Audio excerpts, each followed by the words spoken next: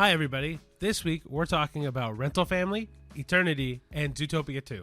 And in the second half, we talk about the best and worst movies of November, as well as a section on love and connection in film. You know, sometimes it's okay to pretend.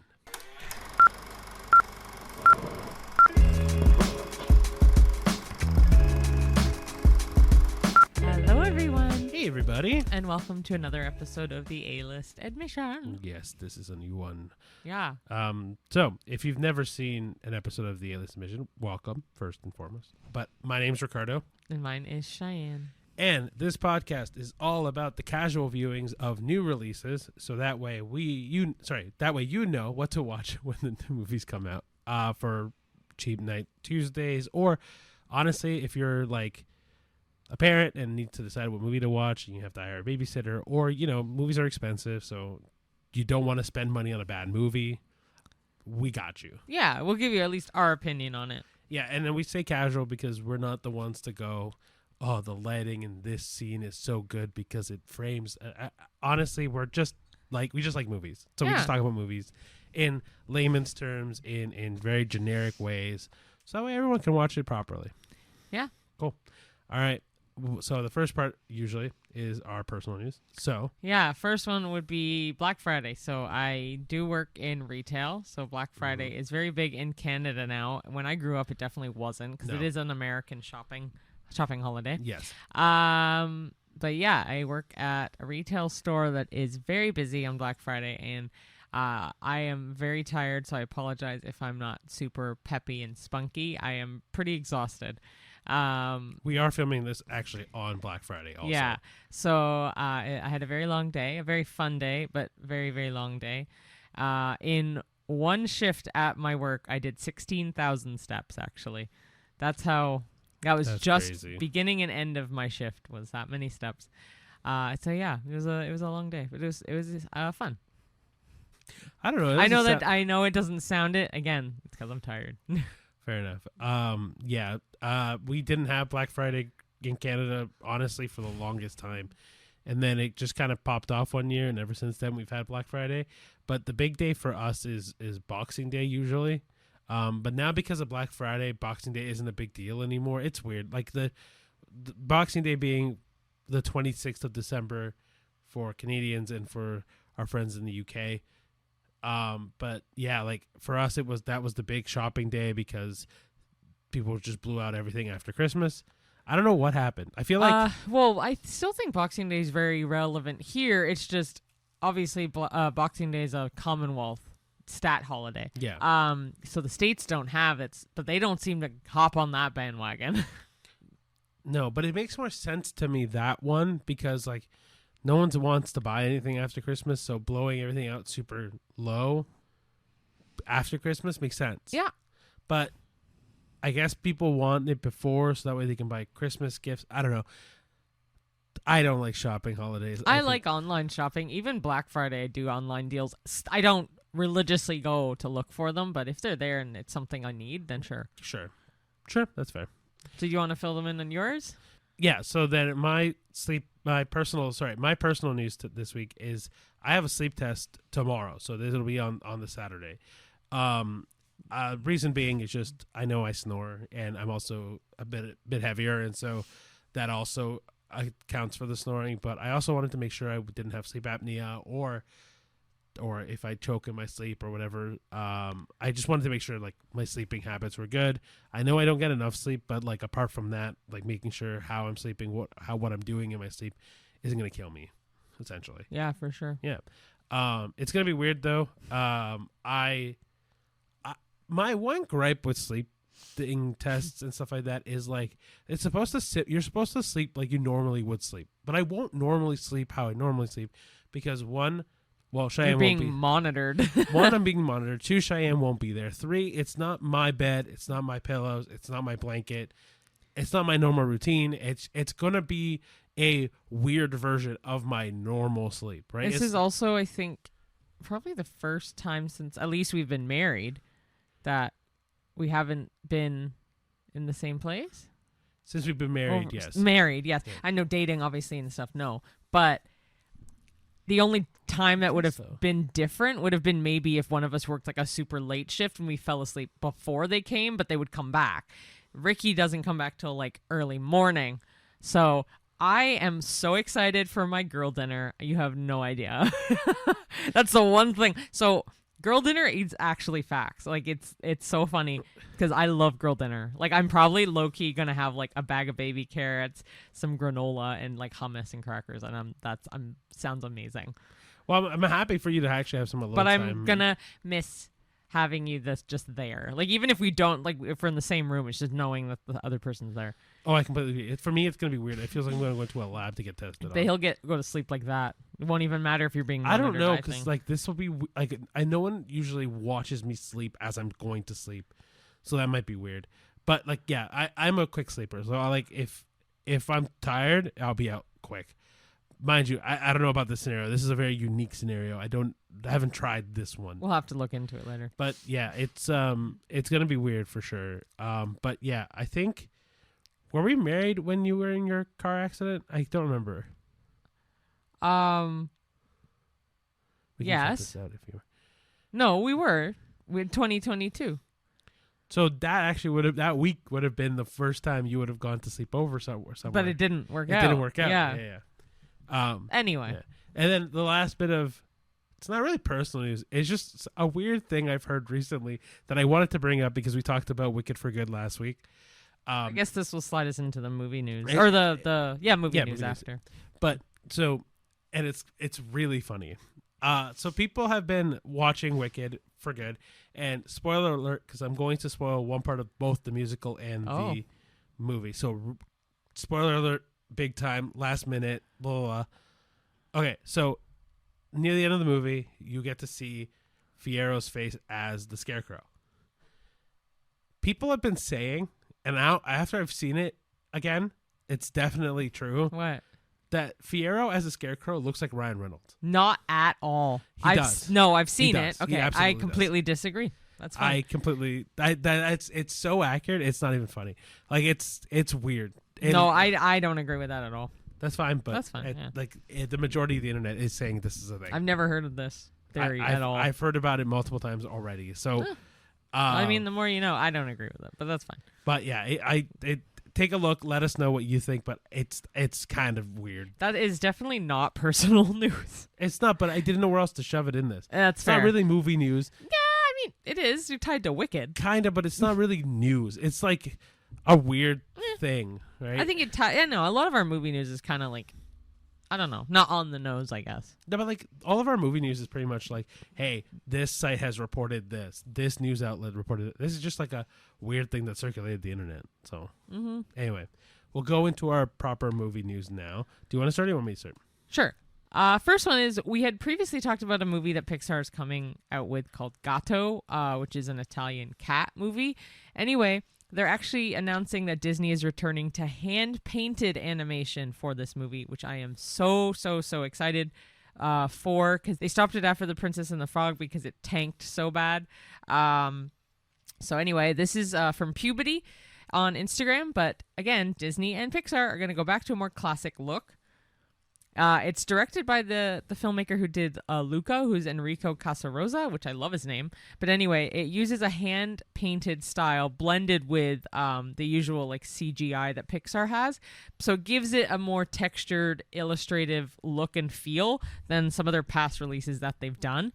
If you don't remember what the movie's about, it's set in Venice, and it follows Gatto, who is a feline lead, follows him or her through canals, alleyways, and nighttime streets, with the city almost acting as a character of its own. The movie is expected to come out in 2027, and again, it already has like a lot of attention because the cat is the center character and the art style. So I'm very excited to see another hand-painted animation movie by Disney. Yeah, I think it's going to be a big, like, true to form kind of thing. And Disney has succeeded so well in hand-painted animation. Ever since they've just kind of jumped the wagon to the 3D animation, I feel like it's definitely lost something. And so it'd be nice to kind of go back to that, like, roots kind of feel. So the next one on our movie news thing from Screen Thrill is that Tom Cruise has received his very first Oscar. He has won an honorary Oscar at the 2025 Governors Awards. I don't know what for, though.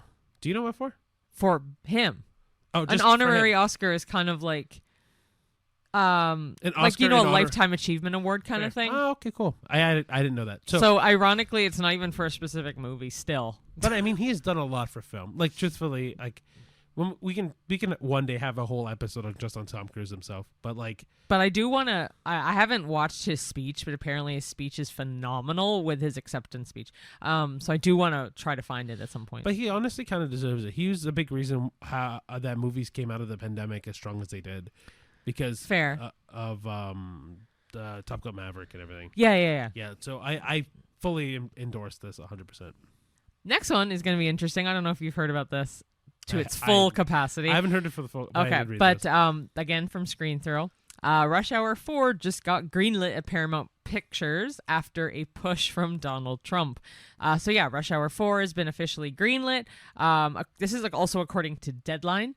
But anyway, the studio's teaming up with Warner Brothers for distribution. And Brett Ratner is set to return as the director just weeks after releasing a documentary about Melania Trump, ironically. So essentially, Donald Trump helped push Rush Hour 4 into mainstream and distribution. So, I mean, a lot of people are saying this is the one good thing he's done.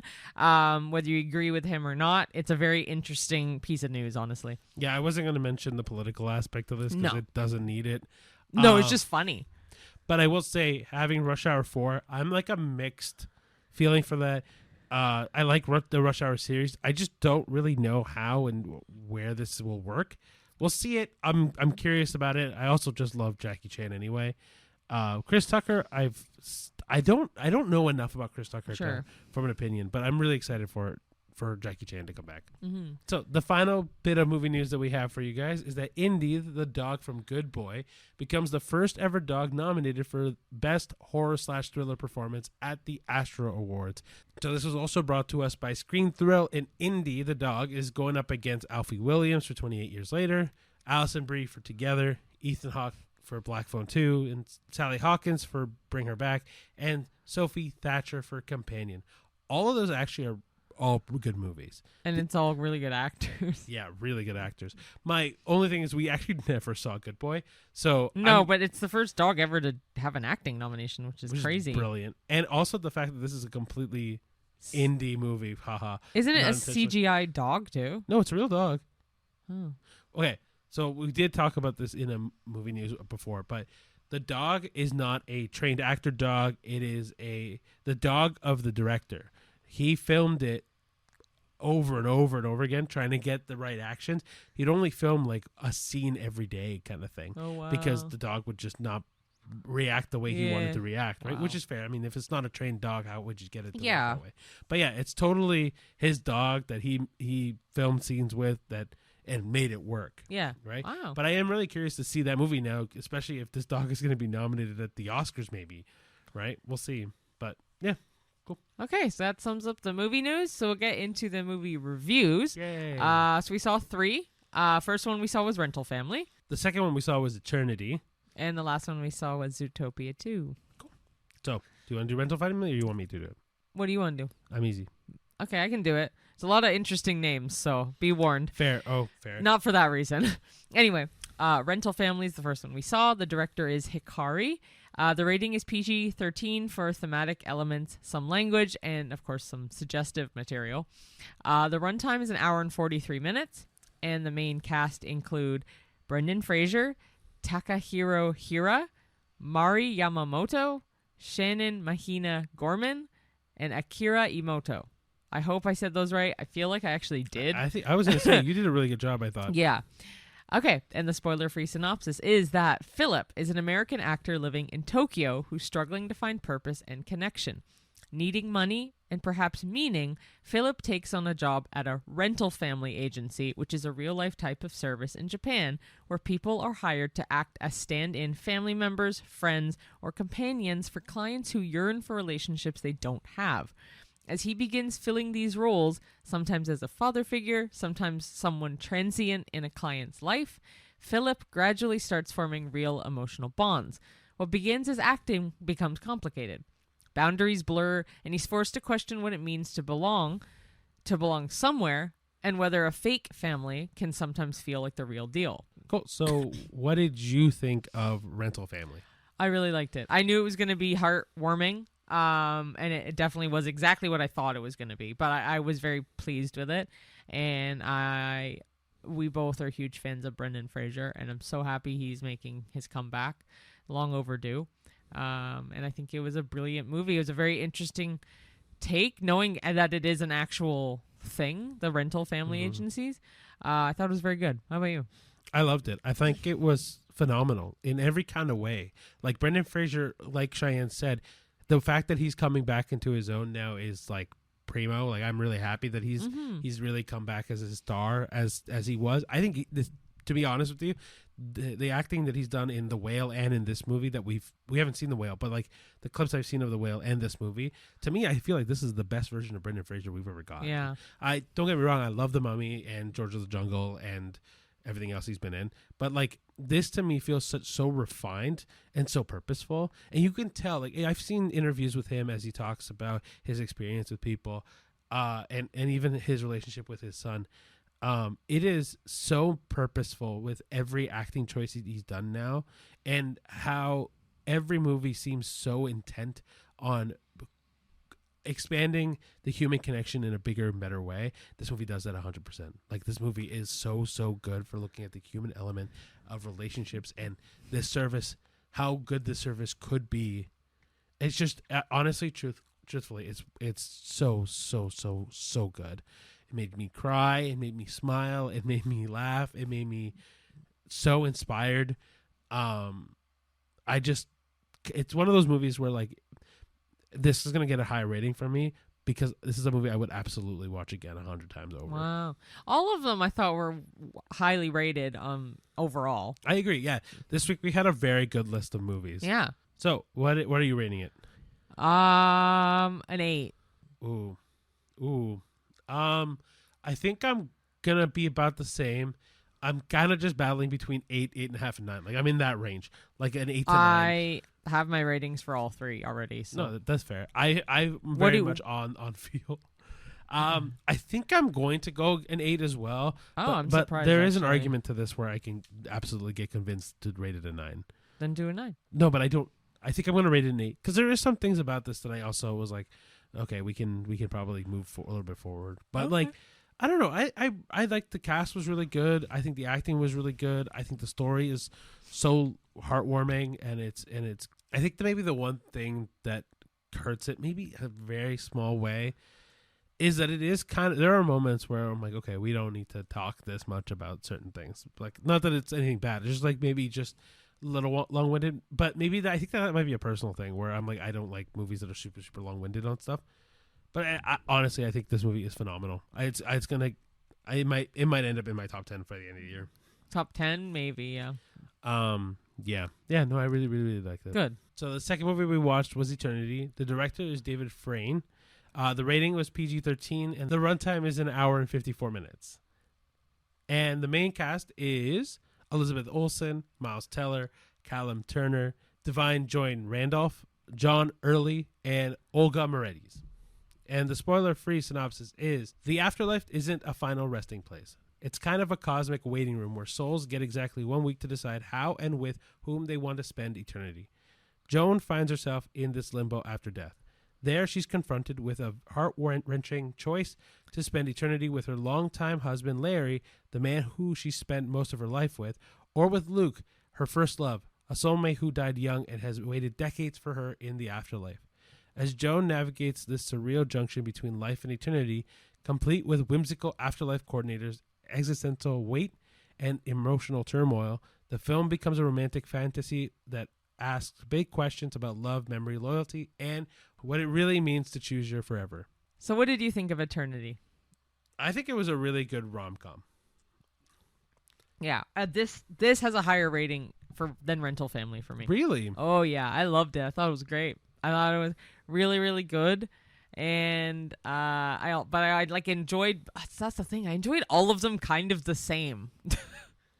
I think they're different, but like I know what you mean. Like they're all really for me, inspirational. I mean, Yeah. maybe not Zootopia 2 is like super inspirational, but like this movie, Eternity and Rental Family have that aspect of, man, I just like, you feel so lifted afterwards, right? And I think this movie to me wouldn't have mean as much if I wasn't married to you fully. Yeah, I think so too. I think the relationship aspect of this movie adds so much weight to a relationship that already exists based on what happens in the movie, not spoiling. But like this battle between Larry and what's the other name? Luke is such a relatable battle, right? The idea of this life that never was versus the life that you know and are comfortable with, right? And I think that is so, it's beautiful in the way they explore it, in the way that is the comedy kind of just flows in that space. The obvious like tension between Luke and Larry that is obviously going to be there. But and also the acting was just perfect. Like Larry who died, when Larry dies, he's an 80-year-old man. That doesn't spoil anything, it's just what it is. But Miles Teller does a phenomenal job playing an 80-year-old man. Yeah, they all play really good. They all do really good jobs at playing their ages in that moment. Like it's even Luke. Obviously he died young. Yeah, and he plays a 20-year-old very well.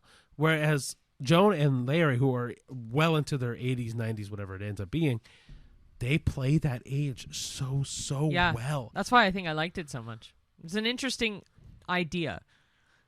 Yeah, and the background Afterlife coordinators are also amazing. They're so fucking funny. Yeah. I think without their humor in this movie falls apart very quickly. I think the idea. So one of the things I also loved is that the afterlife is the way that the afterlife is shown in this is so non-religious. Like it felt objective. Yeah, it felt so nuanced, but also so simple. Like it felt so like anybody can get sucked into this idea. Mm-hmm. It doesn't cater to one way or the other.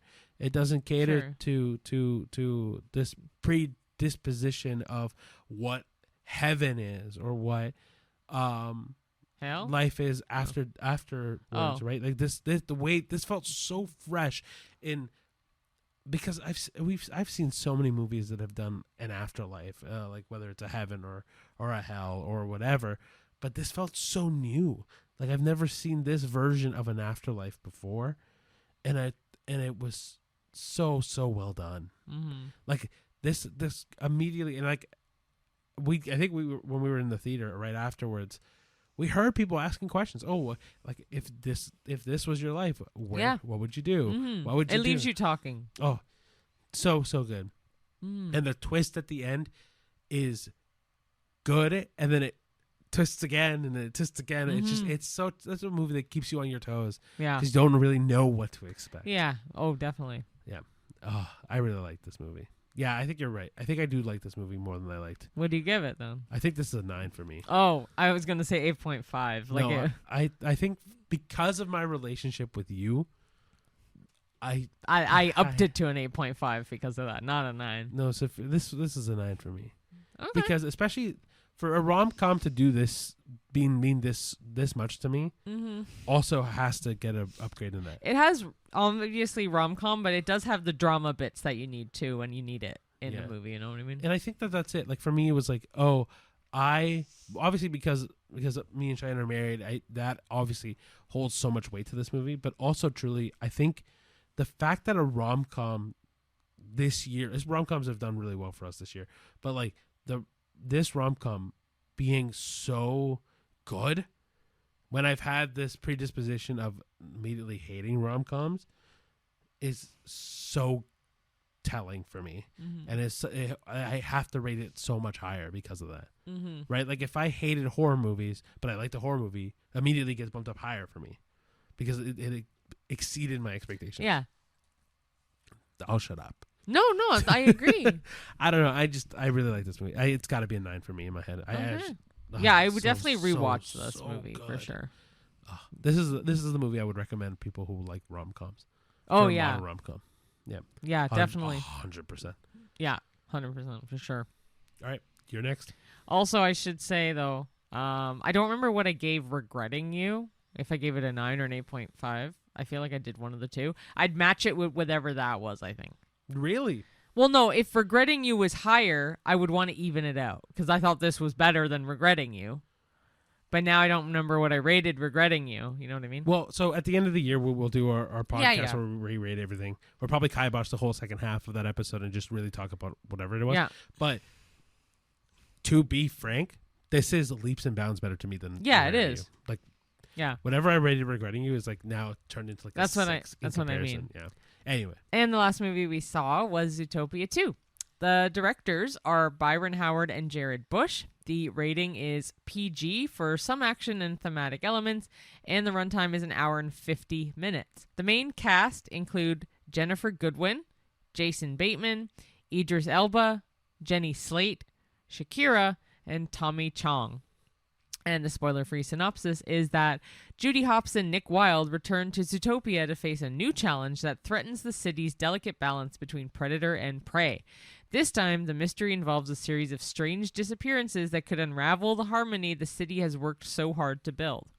As the duo investigates, they meet new allies and confront both old foes and surprising truths about their own pasts. The story balances humor, heart, and clever social commentary, continuing to explore themes of friendship, justice, and the challenges of living in a diverse community. So what did you think of Zootopia 2? I really liked it. Again, we're like we said at the beginning that all three movies did a really good job. One of the reasons why I really, really like this movie is that for a sequel, this doesn't miss. No, it doesn't actually. It's really, really good. And it's really, really rare. Like, sequels don't do that well. Yeah. And especially for Disney, because Disney's had a really rough go at movies recently. Mm-hmm. But Zootopia 2 did a really good job. Oh my gosh. Did a really good job at, one, sticking with the themes of Zootopia, where it's talking about, honestly, a racial divide of some sort, or like a cultural divide of some sort. So, like, obviously, not spoiling, the snake that's in there is that other half where immediately there's a social thought process about snakes in that sense. But honestly, like, Judy and Nick, their team up together, and then them, like the synopsis said, revealing more about their past together. Man, you can't help but love that duo. And I also recently rewatched Zootopia 1, just to kind of give me more basis on this. That relationship is so pure, and to give it more ground to stand on, and to make them honestly so much closer is incredible to me. Mm-hmm. I really like this universe. The idea that you can tell these very complex ideas in a very simple, kid-friendly way to digest 100%. Brilliant to me. If I can just really add really quick, Ke Huy Quan, however, I always say Ke Huy Quan, but anyway, he's also in this as the snake. Yeah, the main cast. I don't know why it didn't come up when we were looking up cast members, but he's the main guy. But also, we should we mention some of the cameos that come into this movie? No, you want to keep it a surprise? Yeah, spoiler free. I guess it's not, but is it a spoiler? Yes. Well, I mean, people do know the very two obvious ones, but just to play it safe, I guess. Fair enough. There are a lot of famous people. Or fuck it, we could just say at least Robert Irwin. But even like Andy Samberg is also a major character. Michael J. Fox. But I'm a huge fan of the Irwin family. Loved Steve Irwin as Crocodile Hunter. Rest in peace. Rest in peace, definitely. But I'm so happy Robert Irwin won Dancing with the Stars. I guess spoiler, but it's already out. You read my mind. It's already out, and it's all over everywhere. So too bad. But I'm just like so happy he won. I'm so happy they're all thriving and stuff. So it was really nice to see him. And then I don't remember seeing Michael J. the Fox in it. Yeah, he was in it. He was in jail. Very brief. Oh, it was him. Okay. Yeah. Anyway. But even like Quinta Bronson was in it. And who's that? She's from Abbott Elementary. Oh. That's the main thing she's in. But then for your wrestling fans, Roman Reigns and CM Punk are in it as the Zebras, yeah. Oh my gosh. Anyway, and then we said Idris Elba already, but yeah, like there's a big cast. If you want to go look at all the extra cast members, go nuts. But what is your rating for this movie? I would give this a 7.5. It's not as good as the other two movies. Yeah. Yeah, 7.5 I'll give you. Yeah. It's very close. Yeah. Yeah, I'll give you 7.5. 7.5. Okay, so then our highest rated one is Eternity, and I personally think all three are worth seeing, to be quite honest with you. It's hard to pick one. Truthfully, yeah. I think the only thing that dictates it is your mood / who you're going with. Definitely your mood, and yeah, definitely, with or without kids, I recommend Zootopia 2. Yes. But if you have kids, Zootopia 2.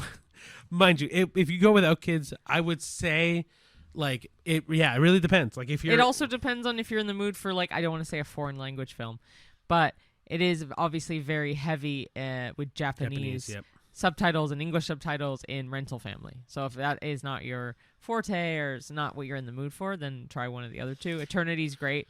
Even if you don't like rom-coms, I think it's an interesting take on Eternity. You've got a good range of movies for any kind of situation minus horror. Yeah. Like, but I really do think you can't go wrong.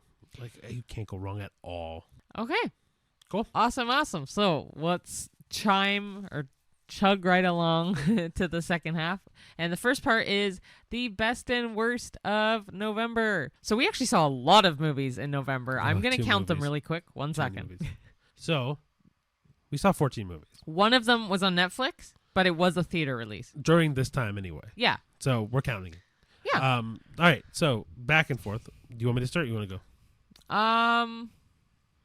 Doesn't matter. You start. All right. So the first movie we saw was Begonia.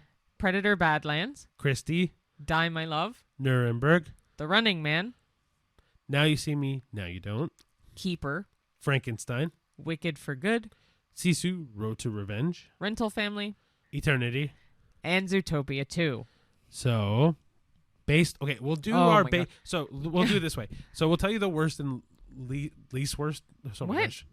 We'll tell you the worst and the best of our Letterboxd first. Yeah, so if you don't follow us on Letterboxd, it's at the A-List Pod. We update it in the moment after we do our proper flops. So it's fully updated with everything we see and the days we see it and all that fun stuff. Yep, and then the QR code will be up on the screen right now. But the worst on here is Die My Love. Which... Well, then the best on here... is a tie. Between probably a couple. About 5 movies. Or right, more than that. So it's Now You See Me, Now You Don't, Rental Family, Wicked for Good, Eternity. Are you just going to list them all? I was just going to start shooting them out, yeah. Okay. And then Nuremberg and The Running Man. Cool. So the worst is right. The worst is Die My Love, which we gave half a star out of 5. Yeah, if I could give it 0, I'd give it 0. It's brutal. It's bad. Really bad. It is really bad. Sisu, Road to Revenge is also really close for me. Die My Love's worse. And a couple people that I know that are mothers said they may take it differently. And I'm like, that's very fair. You may actually love it because you resonate with it. I don't. It really sucked. It wasn't a good movie. There was no story, essentially, is what we think. But yeah, so the best. Because it's a tie between a bunch of them. No, but don't go by this. What is your best movie of November? Gut feeling? Yeah. Because mine, I don't think is rated the highest on here. I know. I'm looking at all of them again. Sorry, guys. This is rough, man. This is a tough one. All right, I got mine. What is it? I think I'm going Eternity. Really? Yeah. So I'm stuck between 3. I'll tell you the 3. Go for it. Now You See Me, Now You Don't. Yep. Eternity. Yep. And Predator Badlands. Okay. Which I really liked. So honestly, I'm going to go with Predator Badlands. Really? It hooked me in the entire time. Like, I didn't want to check what time it was or anything like that. I really enjoyed it. I would easily see most of these movies again. Actually, any of the movies we rated high, I would see again, no questions asked. I completely agree. I actually really completely agree. Even the 3.5. So Predator Badlands, we actually gave a 3.5 out of 5 on here. I just really liked it. But Christie, we gave a 3.5. That was an excellent movie. Zootopia, we rated 3.5. Yeah. That's it. Yeah. But and then like even Keeper, we rated 2.5. I mean, I'd watch it again to kind of get a gist of it. That movie's Okay. not that great. But aside from that, there was a lot of decently good movies in November. Majority, I think, rules in best instead of worst for November. So 100%. honestly, anything you see this month will probably be a win. This past month. Yeah. Yeah. But like, I mean, go see movies. That's all I can tell you. Just go see the movies. Do it. Yeah. Okay, so just to recap, the best movie for you is Eternity. For me is Predator Badlands. And the worst movie for both of us, Die My Love. Amen. No Okay, so we'll continue our second half. We're going to go into some connection in unconventional spaces.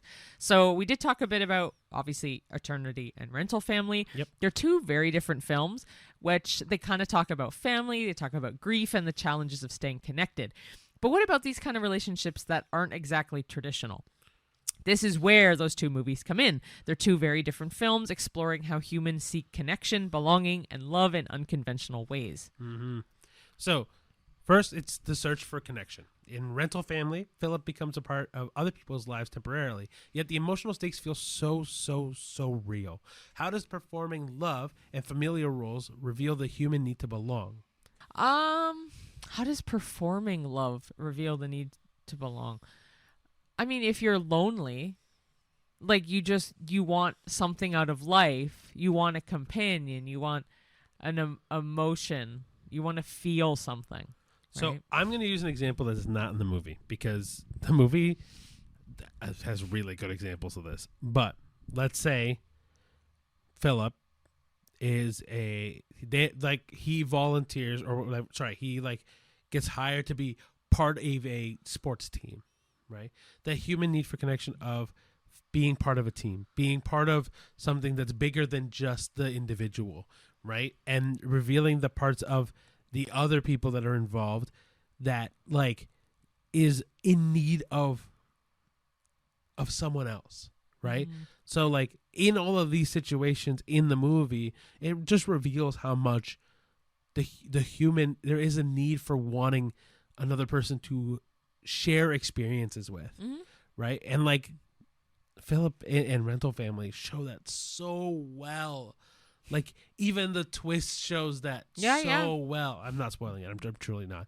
But like, this movie does a great job at showing the human element of every relationship and how much there's a human need for wanting to connect with other people. Yeah. Yeah, it's so good. And then in Eternity, Joan navigates the afterlife, forced to choose between two loves. This kind of highlights that even beyond death, emotional bonds define who we are. And this is shown in that movie perfectly, right? Like in Eternity, the fact that Joan, Luke, and Larry all hold on to the relationship in the real world that so much carries over to the comfortability and like the nuance of the afterlife and what that could imply in the world of the afterlife. Yeah. And even the bonds between the coordinators and these real people and what that means in the larger scheme of things. Like human connection, it plays such a huge part in this entire movie. And the character that Divine plays even says so in the movie. 100%. So the second part is the blurred lines between performance and authenticity. Rental Family, the line between acting and feeling is constantly blurred. Can pretending to be a family actually forge genuine bonds? Yes. I think it's the same as like Friends with Benefits. Because friends with benefits can kind of forge an actual relationship. Oh, fair. So you're faking, like pretending to be a couple, or you're pretending for obviously benefits, but it actually does forge a deeper connection. So I do actually think it could form a genuine bond. I 100% believe that because it's like growing up, my best friend, we call each other like sisters and stuff like that. It is a genuine bond and it feels like a sister. Like, we don't always talk every day. She's busy. I'm busy. She has family. I have family. But we forged a genuine bond over 15 years or 16 years, probably. So So I do think it's not pretending, but it is in a sense, because you're like, oh, I love you like a sister, like, hey, sister, kind of thing. And I do think it does forge a genuine bond. I mean, I completely agree. And the movie Rental Family shows that very well, with Philip interjecting into situations that at first there's a feeling of, well, what am I doing?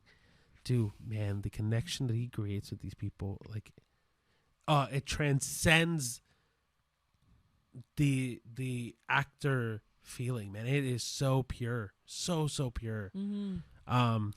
And then in Eternity, choosing your afterlife partner is essentially a decision game, but the feelings are real. So does the fantasy of eternal choice make love more meaningful or more complicated? In the context of the movie, it makes it more complicated. I think it's both.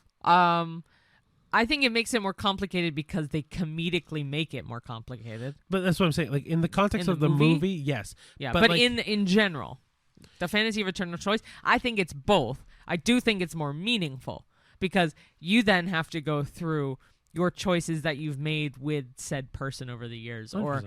or the like your final choice. Like, who would you pick? Not pick always, pick never. Like, do you know what I mean? Like, 100%. I do think it would make it probably more meaningful. I think it definitely makes it more meaningful, but like in our situation, knowing that I get to spend eternity with you in whatever situation we decide makes that so meaningful. I'm trying not to spoil the movie, which is why I'm saying it like, very vaguely. But like the complicated nature of the movie, where Joan has two people that she at one point wanted to spend her entire life with. Well, yeah, she did want to with Luke, and then obviously she passed early. So then she thought it was Larry for eternity. Right. So like I don't blame her for it being complicated. But it also is complicated because of how meaningful it is. Right? Oh, 100%. Like, if it wasn't meaningful, it's not complicated. She can just pick, right? But so I fully understand how the meaningfulness of the situation is. And the last and final discussion point will be about emotional stakes and consequences. So both films explore high-stakes emotional decisions. Philip's actions impact real clients' lives, and Joan's choice determines eternity. Oh my gosh. What a loaded sentence. Mm-hmm. The discussion is then, how do stakes, temporary or eternal, intensify the emotional journey in storytelling? Oh. Man, before we get to this, Joan's choice determines eternity sounds so heavy. Yeah, exactly. So how do the stakes intensify? Immensely. Because Philip's actions do impact real clients' lives, but at the end of the day, they could probably eventually move on. In eternity, Joan has moved on. They've all moved on because they're all dead. So it is eternal at that instance, and I think it intensifies it more in this instance because it is a final choice, whereas in Rental Family, it is a temporary choice. Like, he's temporarily appeasing people, and sure, their lives are affected, but as you know from the trailer, one of them involves a child. That child's maybe young enough where she'll outgrow it, or it impacts her to the opposite degree, you know? I was going to say, they're temporary choices, but they're permanent consequences. Like, without spoiling the child one, they do have very permanent implications. And then, even ones where, like the idea that I had about the team thing can create such a permanent memory that holds on to you forever, right? Like sports game, let's say it's hockey, for example. Philip joins a hockey team, and they win a championship together.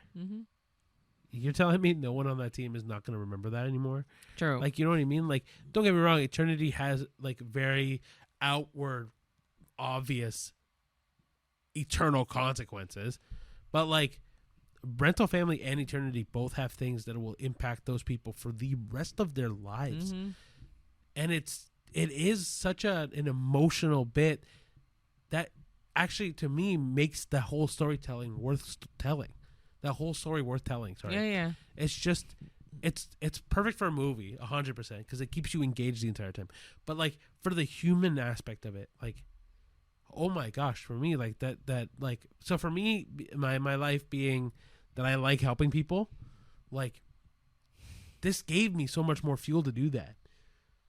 And it inspired me in such a deep-rooted way for Rental Family. But in Eternity, it solidified, man, this is going to make me sound so fucking cheesy, but like it solidified my connection to you. Yeah, sure. 100%. Like I mean, it's not cheesy. This whole thing's about love and connection. Fair enough. But like Eternity, like if Rental Family inspired me to continue the mission of helping as many people as I can in my life, Eternity solidified my connection to you, and like was like, oh yeah, 100%. If I had to choose an eternity, it's with you. Yeah, there's no doubt about it, right? Like I think that's the beauty of these two movies is that they inspire you in life to make change. But they inspire you in life to do good, and then it inspires me in life to look at the things that I have and how fucking great I have things, right? Even though, like there's a lot of negativity in the world, but like both of these movies inspire the positive sides of life. And it's you cried, I think, for both. Oh, sobbed for both. Yeah, sensitive slob. Oh, it was so good though. It was both highly recommended. Yeah. All right, so now we'll go into the final part of our episode, which is always our Did We Know? This week, love and connection. So, do you want to start with the first one, or do you want me to go Sure, first? I can do it. Okay, go for it. First one's for Rental Family. So Brendan Fraser actually learned basic Japanese phrases for the role to make his character's interactions with clients feel authentic. Did we know? I figured, but I didn't know this. No, I didn't know this, but I thought he did a great job. Like he actually, really if he learned basic phrases, he learned a lot of them. Because I feel like, I don't know, at least a quarter of the movie, I felt he talked in Japanese. But it also made it feel very real. Yeah. Because his character's supposed to live in, have lived in Japan. So it feels like, yeah, absolutely. This makes sense. Like if he lived in Japan, of course he'd know some Japanese, right? I think it was brilliant choice. The second one being Eternity. Elizabeth Olsen had to shoot multiple endings for Joan's Afterlife choice so that crew could pick one that best balanced romance and the emotional payoff. Did we know? No. This is perfect. I'm so happy they did this. And I'm so happy at the one they picked. No spoiler. But so a lot of these movies that we've seen this year, I want to buy the Blu-ray for. This movie, I would buy the Blu-ray only if they include those endings, because if you've ever seen Clue, they have the funny endings like, oh, what if the movie ended this way? What if the movie ended this way? I would love if this had that. Fuck, we'll add another one, I guess, on this for that Clue movie. Did you know that when they played it in theaters, it had the different endings? Yeah. No. Like, one theater would have one ending. Oh! One other theater would have another ending. I think I did hear about this. So, yeah, they never all had the same ending. That's so fun. And then when they finally released it in low-key, what if they did that for this? I would cry. Well, I'm planning on seeing it a second time with a couple girlfriends, so I'll let you know. Anyway. Oh, jinx. Anyway, Zootopia 2. Jennifer Goodwin and Jason Bateman recorded many of their lines together in the same room, which is unusual for animated films, but it was to help make Judy and Nick's banter feel more natural. Did we know? No, I did not. No, but that's really cool. I will say, I've heard, my favorite show being Avatar: The Last Airbender, they did this a lot because they noticed that in animated settings, this adds so much connection to it. It's perfect. That's cool. Number 4 is Shelby Oaks. The filmmakers built a miniature version of the town for certain shots to give the documentary-style scenes a realistic, eerie scale. Did we know? No. No. But no. I wonder if rewatching it, I would have noticed if they were a mini version, you know? Yeah, you would think you would know, right? Because, like, same with, like, Coraline and stuff. A lot of that was mini. But I didn't really register that it was, you know what I mean? But that's different because that was animated, so it was easy, easy to hide the style. No, but I'm saying I easy don't know how the fact that this all is real life is hard to. How would you get that? I know. Oh, yeah, last and final is Hereditary. Toni Collette reportedly improvised some of the iconic emotional reactions in the dinner scene, making the horror feel even more raw and authentic. Did we know? No. I also haven't seen this in a long time, so I don't really remember the dinner scene that well, but it doesn't surprise me at the same time. It surprised me that the fact that, because I don't remember it feeling like improvised at all. So it just, the fact that it was improvised is well done. It also it is like a kudos to Toni Collette for doing such a bang up job for 100%. not feeling very improv-y. Mm-hmm. Like, well done, honestly. Yeah. I'm impressed. All right, guys, that wraps up our episode. Thank you so much for watching. If you want to listen to the podcast, we're on Spotify, Apple Podcasts, iHeartRadio, or wherever you get your podcast. If you want to watch the podcast, it's on YouTube or Spotify. Apologize. If you want to do the short form content, it's going to be on Instagram, YouTube, or TikTok. But you can catch us on all of our social media, which is Letterboxd, TikTok, YouTube, Facebook, Threads, Twitter, Instagram. I'm blanking. That was good. Spotify, did you say? Well, and YouTube? yeah, fair, might as well worth repeating. all the social medias, except for Tumblr, because no one uses Tumblr anymore. Or MySpace. Is that even active? There? Pinterest. No, we don't have one. Don't do that. That would be such a mess to figure out. Anyway, but just remember, these are all our opinions. So if you have any questions or you have any debates about what we like as our movies, for example, for whatever reason, people hate Predator Badlands. Don't know why. Hate it. Come at me. Like, I'm ready. I have my own reasons I like it, and if you don't like it, that's totally okay, but I'd like to get to know your reasonings. So leave us a comment in below, whether it's on YouTube, on Spotify, or wherever, TikTok, whatever. Yeah. Give us a rating on our Spotify, or subscribe, or ring the notification, or click the notification bell, do all the things on all of our social medias. Interact. People, we want to hear from you. We want to see from you. Damn it. Write your favorite movie so we can maybe do a review of that in the future. Yeah, we want to bring back fan flicks. But we're really bad for that. But we will actually do it. Well, yeah, we will if we get more options of people's movies that you want to watch. Yeah, exactly. So anyway, guys, thank you so much for watching, and I'll see you at the movies. See you there. Bye. Bye. Bye.